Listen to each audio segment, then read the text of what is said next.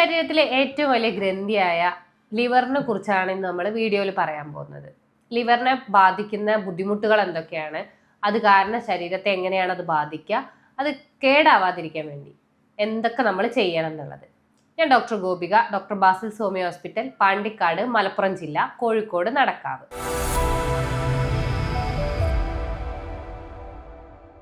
എല്ലാവർക്കും അറിയാം, ഹൃദയത്തിന് വലിയ പ്രാധാന്യം കൊടുക്കലുണ്ട്. ഹൃദയസ്തംഭനം വരും എന്ന് വിചാരിച്ചിട്ട് നമ്മൾ എക്സസൈസ് ബുദ്ധിമുട്ടുകളൊക്കെ ഉണ്ടാകുന്ന സമയത്ത് അതിനനുസരിച്ചുള്ള ട്രീറ്റ്മെന്റ് എടുക്കും.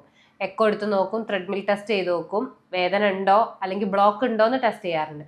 അതുപോലെ തന്നെ നമ്മുടെ ശരീരത്തിൽ അത്രയും പ്രാധാന്യം അർഹിക്കുന്ന ഒരവയവമാണ് ലിവർ. കാരണം നമ്മൾ പല റിപ്പോർട്ടുകളും ചെയ്യുന്ന സമയത്ത് ചിലപ്പോൾ അതിലൊന്നും പ്രശ്നങ്ങൾ ഉണ്ടാവില്ല. SGOT നോക്കും, ലിവർ ഫംഗ്ഷൻ ടെസ്റ്റ് നോക്കും, ബ്ലഡ് ടെസ്റ്റ് ചെയ്ത് നോക്കും, അതൊക്കെ നോർമൽ ആണെങ്കിലും ചില ആളുകളിൽ ഫാറ്റി ലിവർ എന്ന കണ്ടീഷൻ സ്കാനിങ്ങിൽ മാത്രം നമ്മൾ കാണാറുണ്ട്. നമ്മൾ പറയാൻ പോകുന്നത് ഫാറ്റി ലിവർ എന്തുകൊണ്ടാണ് നമുക്ക് ഉണ്ടാവുന്നതെന്നാണ്. ഇന്ന് ഓൾമോസ്റ്റ് എല്ലാ ആളുകളുടെ സ്കാനിങ് റിപ്പോർട്ട് വരുന്ന സമയത്തും ഫാറ്റി ലിവർ ഗ്രേഡ് 1 എങ്കിലും നമ്മൾ ആ റിപ്പോർട്ടിൽ കാണാറുണ്ട്. ആ സമയത്താണ് ആളുകൾ ഇതിനെക്കുറിച്ച് കൂടുതൽ ബോധേഡാവുക. അയ്യോ, എനിക്ക് ഫാറ്റി ലിവർ ഉണ്ട്, അതെന്തിലേക്കിലും കാരണമാവോ, അതെങ്കിൽ സിറോസിസ് ഉണ്ടാവാനുള്ള ഒരു ചാൻസ് ഉണ്ടോ എന്ന് ചിന്തിക്കും. അതുവരെ അതിനെക്കുറിച്ച് ബോധറിയേ ജീവിതശൈലിയിൽ ഒരു മാറ്റങ്ങളും വരുത്തില്ല. അപ്പോൾ എന്തുകൊണ്ടാണ് ഈ ഫാറ്റി ലിവർ വരുന്നത്? ഫാറ്റി ലിവർ എന്ന് പറഞ്ഞാൽ 3 ഗ്രേഡാണുള്ളത്. ഗ്രേഡ് 1ഉം ഗ്രേഡ് 2ഉം ഗ്രേഡ് 3ഉം. അത് അഡ്വാൻസ് ആവുന്നതിനനുസരിച്ച് സിറോസിസ് ആവാനുള്ള ഒരു ചാൻസ് കൂടുതലാണ്. പക്ഷെ എല്ലാ ആളുകളിലും സിറോസിസ് ആവും എന്നുള്ളതല്ല പറയുന്നത്. അപൂർവം കേസുകളിൽ അതിൻ്റെ ലക്ഷണങ്ങൾക്കനുസരിച്ച് അത് സിറോസിസ് ആവാനുള്ള ഒരു ചാൻസ് ഉള്ളൂ. ഈ ഫാറ്റി ലിവർ വരാൻ കാരണങ്ങൾ നമ്മുടെ ഭക്ഷണ രീതിയാണ്. മധുരം കൂടുതലായിട്ട് ഉപയോഗിക്കുന്നത്, കാർബോഹൈഡ്രേറ്റ് അരിഭക്ഷണം കൂടുതലായിട്ട് ഉപയോഗിക്കുക, മദ്യപാനം ഉള്ളവരിൽ, പുകവലി ഉള്ളവരിൽ, അതുപോലെ തന്നെ ഫ്രക്ടോസ് അടങ്ങിയ ഭക്ഷണങ്ങൾ, അതുപോലെ കാർബണേറ്റഡ് ഡ്രിങ്ക്സ്, ഇത്രയും കാര്യങ്ങളാണ് മെയിനായിട്ട് നമുക്ക് ഫാറ്റി ലിവർ അല്ലെങ്കിൽ ലിവറിൽ കരളിൽ കൊഴുപ്പടിയാൻ കാരണമാകുന്നത്. ഈ കരളിൽ കൊഴുപ്പടിയുന്ന സമയത്ത് ആ കരളിനെ മാത്രമല്ല അത് ബാധിക്കുന്നത്, ഈവൻ തൈറോയിഡിന് വരെ അത് ചേഞ്ചസ് ഉണ്ടാക്കുന്നുണ്ട്. നമ്മുടെ ദഹന വ്യവസ്ഥയുമായിട്ട് കണക്ട് ചെയ്തിട്ടാണ് കരളിന്റെ ഫങ്ഷനിങ്ങും കൂടെ നിൽക്കുന്നത്. അപ്പോൾ ഇതിലെന്തെങ്കിലും മാറ്റങ്ങൾ വന്നു കഴിഞ്ഞാൽ ഈ മൊത്തം ദഹന വ്യവസ്ഥയിൽ വരെ മാറ്റം വരാനുള്ളൊരു സാധ്യത ഉണ്ട്. നമ്മുടെ മെയിനായിട്ട് കരളിന്റെ ഫങ്ഷൻ എന്താന്ന് വെച്ചാൽ നമ്മുടെ ശരീരത്തിലുള്ള ടോക്സിക് ആയിട്ടുള്ള വിഷവസ്തുക്കളെ നിർവീര്യമാക്കി കളയാണ്. അപ്പോൾ കരളിൽ ഫാറ്റ് അടിഞ്ഞ് കൊഴുപ്പടിഞ്ഞിട്ട് അതിനൊരു ഒബ്സ്ട്രക്ഷൻ അല്ലെങ്കിൽ ഒരു തടസ്സം വന്നിട്ടുണ്ടെന്നുണ്ടെങ്കിൽ നമ്മുടെ ശരീരത്തിൽ വിഷം കൂടുകയാണ് ചെയ്യുക. കാരണം അതിൻ്റെ നിർവീര്യമാക്കൽ കുറയുകയും വിഷത്തിൻ്റെ അംശം ശരീരത്തിൽ കൂടുകയും ചെയ്യും. അതുപോലെ തന്നെ രക്തം ശുദ്ധിയാക്കുന്നുണ്ട് ചെറിയ രീതിയിൽ. അതുപോലെ കാർബോഹൈഡ്രേറ്റിനെ, അന്നജത്തെ ഗ്ലൂക്കോസും പിന്നെ ഗ്ലൈക്കോജനും ആക്കി മാറ്റുന്നുണ്ട്. അതേപോലെ പ്രോട്ടീൻ്റെ മെറ്റബോളിസം, പ്രോട്ടീനെ ചെറിയ കണികകളാക്കി മാറ്റുന്നുണ്ട്. പിന്നെ നമ്മുടെ ശരീരത്തിലെ ഊർജത്തിന് ആവശ്യമായ കാര്യങ്ങളും ചെയ്യുന്നത് നമ്മളെ ലിവറിൽ നിന്നാണ്. അപ്പോൾ ഇത്രയും കാര്യങ്ങളിലാണ് ആ ഫാറ്റി ലിവർ ഉണ്ടാകുന്ന സമയത്ത് തടസ്സം വരുന്നത്. മദ്യപിക്കുന്ന സമയത്ത് പെട്ടെന്ന് ആ ലിവർ കേടുവരല്ല ചെയ്യുന്നത്. കണ്ടിന്യൂസ് ആയിട്ട് നമ്മളെ നാട്ടിലുള്ളവർ അത്രയും മദ്യപാനം ഉണ്ടാവുകയും അത് കാരണം ലിവറിലെ സെല്ലുകളിൽ കൊഴുപ്പടിയും, അതുമാത്രമല്ല ഹെപ്പറ്റൈറ്റിസ്, ചെറിയ രീതിയിൽ കോശങ്ങൾക്ക് നാശം സംഭവിക്കുകയും ചെയ്യുന്നുണ്ട്. അതുപോലെ തന്നെയാണ് പുകവലി. പുകവലിക്കുന്നവർ വിചാരിക്കും ശ്വാസകോശത്തിന് മാത്രമല്ല ഇത് കാരണം ബുദ്ധിമുട്ട് വരുന്നത്. പക്ഷെ അങ്ങനെയല്ല ഉണ്ടാവുന്നത്. അതിൻ്റെ നിക്കോട്ടിൻ ലിവറിൽ അടിയുകയും ഇത് കാരണം ആ ലിവറിന് നാശത്തിലേക്ക് നയിക്കുകയും ചെയ്യുന്നത്. ഇതേപോലെ തന്നെ അത്രയും വീര്യം അടങ്ങുന്ന സാധനങ്ങളാണ് ഷുഗർ. പഞ്ചസാര കൂടുന്നതിനനുസരിച്ചും നമ്മുടെ ശരീരത്തിൽ ഇത് ഫാറ്റ് ആയിട്ട് അടിയാനുള്ള ചാൻസ് കൂടുതലാണ്. അതുപോലെ തന്നെയാണ് അരിഭക്ഷണവും. ഈ മെയിൻ കാരണങ്ങളാണ് ഫാറ്റി ലിവർ ഉണ്ടാക്കുന്നത്. അപ്പോൾ ഈ ഒരു ജീവിതശൈലിയിൽ മാറ്റം വരുത്തി കഴിഞ്ഞാൽ തന്നെ നമുക്ക് യൗവനങ്ങളിലാണെങ്കിലും ഏത് മേഖലയിലാണെങ്കിലും നമ്മുടെ ഫാറ്റ് ലിവർ ഇല്ലാത്തൊരു ജീവിതശൈലിയിലേക്ക് പോകാൻ പറ്റും. ഇന്നത്തെ സ്കാനിങ് റിപ്പോർട്ട് വരുന്ന സമയത്ത് 21 വയസ്സായ ആളുകളിൽ വരെ നമ്മൾ ഫാറ്റി ലിവർ കാണുന്നുണ്ട്, ഗ്രേഡ് 1 എങ്കിലും. എല്ലാം നമ്മുടെ ജീവിതശൈലി മാത്രമാണ്. ഇൻ കേസ് ഇനി അങ്ങനെ വന്നിട്ടുണ്ടെന്നുണ്ടെങ്കിൽ ഈ അടിഞ്ഞ കൊഴുപ്പ് കളയണമെന്നുണ്ടെങ്കിൽ നമ്മൾ എക്സസൈസ് ചെയ്യൽ നിർബന്ധമാണ്. എക്സസൈസ് ഉദ്ദേശിച്ച് പലരും ചോദിക്കുന്നതാണ് OPയിൽ വന്നിട്ട്, ജസ്റ്റ് നടന്നാൽ പോരെ, ഞാൻ 1 കിലോമീറ്റർ നടക്കുന്നുണ്ട്, 2 കിലോമീറ്റർ. നടത്തം എന്ന് പറയുന്നത് ശരീരം അനങ്ങുന്നുണ്ട്, പക്ഷേ നമ്മുടെ ശരീരത്തിലെ ഫാറ്റ് ബേൺ ചെയ്തു പോകുന്നില്ല, കൊഴുപ്പ് ഇളകി പോകുന്നേ ഇല്ല ആ സമയത്ത്. പക്ഷെ ഹൈലി നിങ്ങൾ നല്ല സ്പീഡിൽ കൈകാലുകൾ വീശിയിട്ടാണ് നടക്കുന്നതെന്നുണ്ടെങ്കിൽ ഓക്കെ. അല്ല, സാവധാനം നടക്കുകയാണെന്നുണ്ടെങ്കിൽ അതിൽ നിന്ന് ഫാറ്റ് ബേൺ ആവുന്നത് ഇതുവരെ നമുക്ക് പേഷ്യൻസിൽ നിന്ന് കിട്ടാറില്ല. കാരണം എന്താ വെച്ചാൽ വീണ്ടും വരുന്ന സമയത്ത് ഈ ഫാറ്റ് ലിവറിന് ചേഞ്ചസ് ഉണ്ടാവാറില്ല. അപ്പോൾ മെയിനായിട്ട് നമ്മൾ ചെയ്യേണ്ടത് നല്ല ഹൃദയത്തിന്റെ മിടിപ്പ് കൂടുന്ന രീതിയിൽ അല്ലെങ്കിൽ വേർക്കുന്ന രീതിയിൽ നല്ല സ്പീഡിലുള്ള എക്സസൈസുകൾ ചെയ്യാൻ ശ്രദ്ധിക്കുക. അതുപോലെ തന്നെ ഭക്ഷണത്തിൽ നിന്നും പഞ്ചസാര കംപ്ലീറ്റ് ആയിട്ട് ഒഴിവാക്കുക. കംപ്ലീറ്റ് ആയിട്ട് ഒഴിവാക്കുമ്പോൾ പലരും ചോദിക്കും പിന്നെ എന്താ കഴിക്കാൻ പറ്റുക എന്നുള്ളത്. നമ്മൾ കംപ്ലീറ്റ് ആയിട്ട് ഒഴിവാക്കുക എന്ന് പറഞ്ഞാൽ മാത്രമേ നിങ്ങൾ കുറഞ്ഞ രീതിയിലെങ്കിൽ അത് കുറയ്ക്കാനെങ്കിലും ശ്രമിക്കുകയുള്ളൂ. ഫാറ്റ് ലിവർ വന്നു കഴിഞ്ഞാൽ എന്തായാലും കംപ്ലീറ്റ് ആയിട്ട് ഒഴിവാക്കൽ നിർബന്ധമാണ്. പക്ഷേ അത് വരാതിരിക്കാൻ വേണ്ടിയിട്ട് നമുക്ക് എത്രയാണോ നമ്മൾ ക്വാണ്ടിറ്റി കഴിക്കുന്നത് അതിൽ നിന്ന് കുറച്ച് വന്നാൽ മതി. അളവ് കുറയ്ക്കുകയാണ് മെയിനായിട്ട് നമ്മൾ ചെയ്യുന്നത്. അതെന്ത് ഫുഡാണെങ്കിലും മിതമായ രീതിയിൽ നമ്മളെ ശരീരത്തിൽ എത്തി വിചാരിച്ചിട്ട് നമ്മുടെ ശരീരത്തിന് ഒരു പ്രശ്നവും സംഭവിക്കുന്നില്ല. പക്ഷെ അതിൽ കൂടുതൽ എത്തുന്ന സമയത്ത് മാത്രമാണ് നമ്മുടെ ശരീരം അതിനെതിരെ പ്രവർത്തിക്കാനും അതുപോലെ തന്നെ അതിന്റെ ദഹനത്തിന് ബുദ്ധിമുട്ടുണ്ടാക്കുകയും ചെയ്യുന്നത്. ഇപ്പോൾ ഒരു ലഡു കഴിച്ച് അപ്പുറത്തൊരാൾ പായസം തരുന്നു, അടുത്ത വേറൊരു മധുരം മിഠായി കഴിക്കും. ഇങ്ങനെ കണ്ടിന്യൂസ് ആയിട്ട് ഒരു മധുരം കഴിക്കേണ്ട ഒരു ആവശ്യകത ഇല്ല. ഒരു ലഡു ഒരു ദിവസം കഴിച്ചു വിചാരിച്ച് പ്രശ്നങ്ങളില്ല. പിന്നെ എപ്പോഴെങ്കിലും ഒരു കേക്ക് മുറിക്കുന്ന സമയത്ത് ഒരു കേക്കിന്റെ പീസ് കഴിച്ചു വിചാരിച്ച് പ്രശ്നങ്ങളില്ല. കണ്ടിന്യൂസ് ആയിട്ട് നമ്മൾ കഴിക്കുന്ന സാധനങ്ങൾ ഇരട്ടിയാക്കുകയും മധുരം അത്രയും നമ്മുടെ ബോഡിയിൽ എത്തുകയും ചെയ്യുന്ന സമയത്താണ് പ്രശ്നം വരുന്നത്.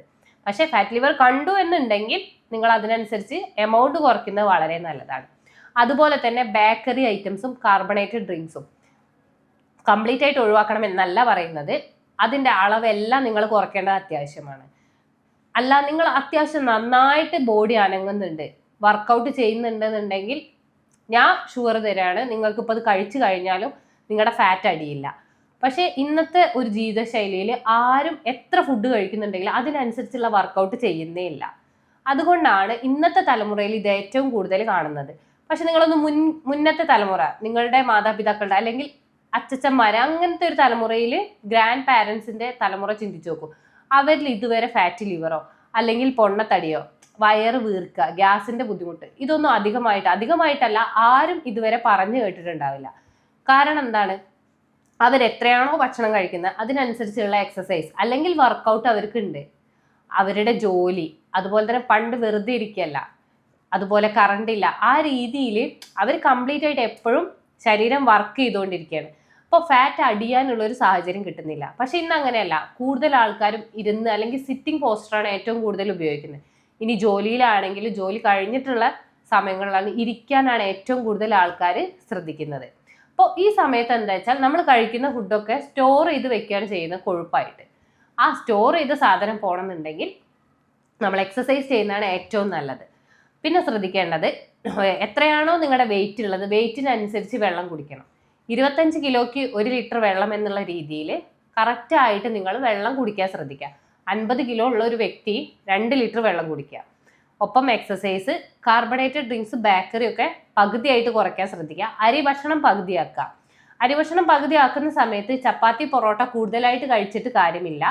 ഏത് ഭക്ഷണമാണെങ്കിലും കാർബോഹൈഡ്രേറ്റ് അതിൽ അടങ്ങിയിട്ടുണ്ടെന്നുണ്ടെങ്കിൽ അത് പകുതിയാക്കാൻ ശ്രദ്ധിക്കുക. അതിൻ്റെ ഒപ്പം നിങ്ങൾക്ക് കഴിക്കാൻ പറ്റുന്ന പച്ചക്കറികൾ നന്നായിട്ട് കഴിക്കുക. വൈറ്റമിൻ ഇ അടങ്ങിയ ഫുഡുകൾ കഴിക്കുന്ന സമയത്ത് കൊഴുപ്പ് അടിയുന്നത് കുറയാറുണ്ട്. അത് മെയിനായിട്ട് പറയുന്നത് പച്ചക്കറി അതുപോലെ തന്നെ ഇലക്കറികളിലാണ്. അതിൽ തന്നെ പച്ചക്കറികളിൽ ചീര, ബ്രോക്കോളി, ക്യാബേജ്, ക്യാരറ്റ്, ബീട്രൂട്ട് ഇവ ഏറ്റവും നല്ലതാണ്. അതുപോലെ തന്നെ പ്രോട്ടീൻ അടങ്ങിയ പയറ് വർഗ്ഗങ്ങൾ ഇത് കൂടുതലായിട്ട് കഴിക്കുക. നട്ട്സ് ശരീരത്തിന് നല്ലതാണ്. അത് അമിതമായിട്ട് കഴിക്കേണ്ട, 2-3 എണ്ണം കഴിക്കുന്നതാണ് ഡെയിലി ശരീരത്തിന് നല്ലത്. ഫ്രൂട്ട്സിന്റെ കാര്യത്തിലാണെന്നുണ്ടെങ്കിൽ എല്ലാ ഫ്രൂട്ട്സും നല്ലതാണ്. മെയിനായിട്ട് പറയുന്നത് പപ്പായ, ഓറഞ്ച്, ആപ്പിള്, ഈ ഫ്രൂട്ട്സ് ആണ്. നിങ്ങൾ നാരങ്ങ, ഇത്രയും ഫ്രൂട്ട്സ് ആണ് വൈറ്റമിൻ സി റിച്ച്. അതുപോലെ തന്നെ വൈറ്റമിൻ സി നമ്മുടെ ശരീരത്തിൽ എത്തിക്കഴിഞ്ഞാൽ അത് ലിവറിന്റെ ഫങ്ഷനിങ്ങിന് നല്ലതാണ്. അപ്പോൾ ഇത് കൂടുതലായിട്ട് കഴിക്കുകയാണെന്നുണ്ടെങ്കിൽ അവിടെ കൊഴുപ്പ് അടിയുന്നതും അടിഞ്ഞ കൊഴുപ്പ് അലിയിച്ച് കളയാനും നല്ലതാണ്. പിന്നെ നമ്മൾ ഉപയോഗിക്കുന്ന വെജിറ്റബിൾ ഓയിൽസ്, അതുപോലെ തന്നെ കോക്കനട്ട് ഓയിൽ പുറത്തുനിന്ന് വാങ്ങുന്നതാണെന്നുണ്ടെങ്കിൽ ഇത് കൊഴുപ്പ് കൂടുതലുള്ളതും അതുപോലെ ഫാറ്റ് ലിവർ ഉണ്ടാക്കാനുള്ള ചാൻസ് ഉണ്ട്.